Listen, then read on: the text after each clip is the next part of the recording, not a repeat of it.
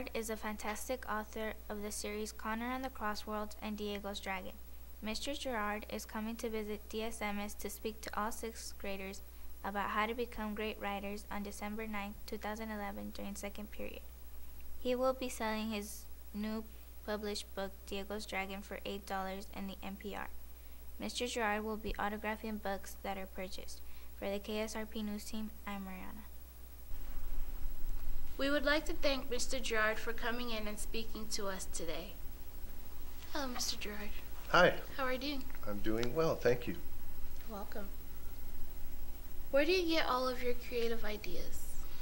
You know what? I think about them all the time. When I'm driving or taking a shower, or even when I'm teaching at school, they're always whizzing around in my head. I have 4 cats at home, and as you may have known, in the Connor and the Crossworlds series, there's some giant cats, tigers, lions, jaguars, cheetahs, and believe it or not, most of the characteristics of the giant cats in those books come from the cats that I have at home. And other animals that I see, I live in San Diego, so I go to the San Diego Zoo, and I love animals, so I love to put them in my books. Diego's Dragon, actually, the idea came from a dragon statue that I brought to a school once and gave away, much like I did today at your school. That's pretty cool. What is the greatest thing that has motivated your writing? I want to do something spectacular with my life. You know, I really want to say this to all of your students.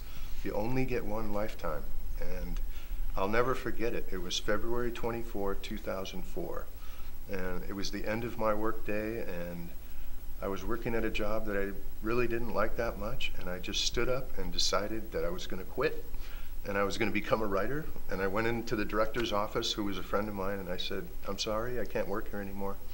And that was fine. And then I went home and I told my wife, "Honey, I quit my job and I'm going to be a writer." And you know what she said? What did she say? Okay. That was pretty nice of her, huh?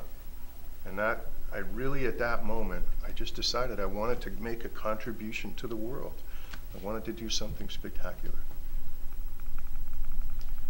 What were the reasons you chose Mrs. Coble to be a character in your latest book? Because I really love Mrs. Coble, but shh, don't tell her because her husband's in the room with us. I've visited so many libraries and schools for 4 or 5 years, and I really love Mrs. Coble because she gets excited about my visit. She gets all the students excited about my visit. She always prepares everything for when I arrive, and that makes me feel welcome and relaxed. And I love the students at Desert Springs Middle School.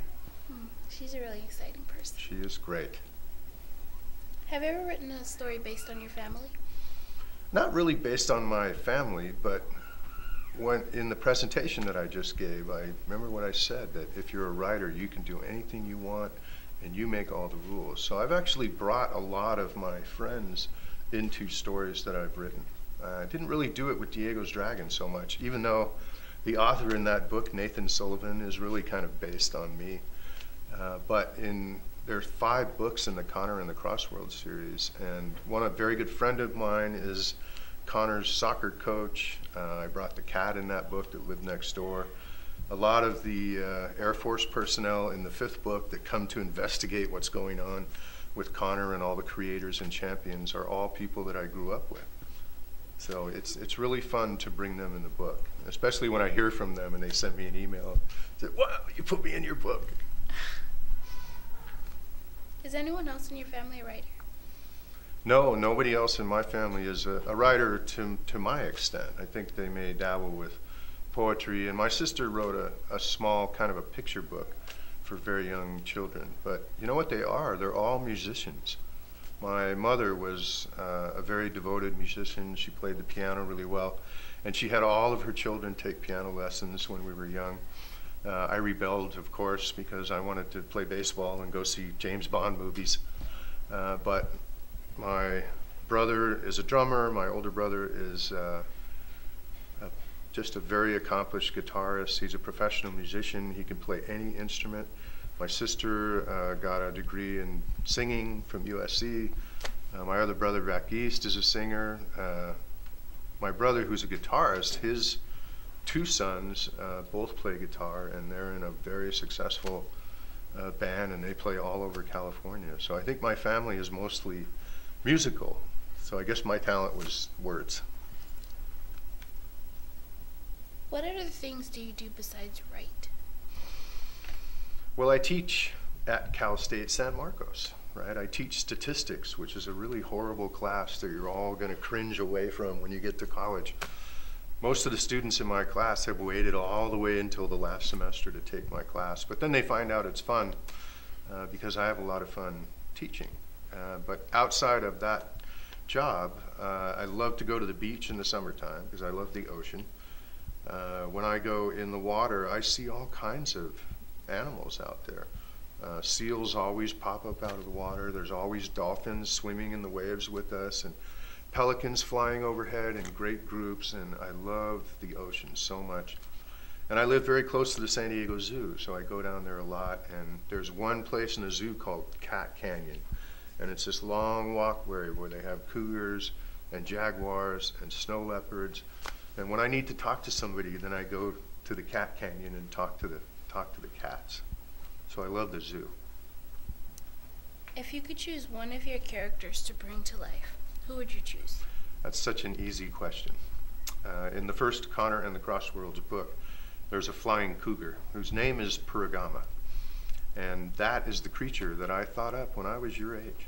I was very young, and I needed some kind of a powerful friend to help me through some things that were going on in my life. And I just dreamed up Purigama, this 3,000-pound flying cougar who can talk, and he's very magical. And I've known him for most of my life. And I wrote a story about him, and not only would I love to have him come to life, but when they finally make movies about these books, the first time I see him on screen, I think I'll probably cry, just because I finally get to see him, right? He's just an awesome character, and he's Connor's best friend through the whole story, so of course I'd love to see him. Thank you, Mr. Gerard, for coming in and speaking to us today. Well, I had a very good time, and it was an honor to sit here with you. Thank you. You're welcome.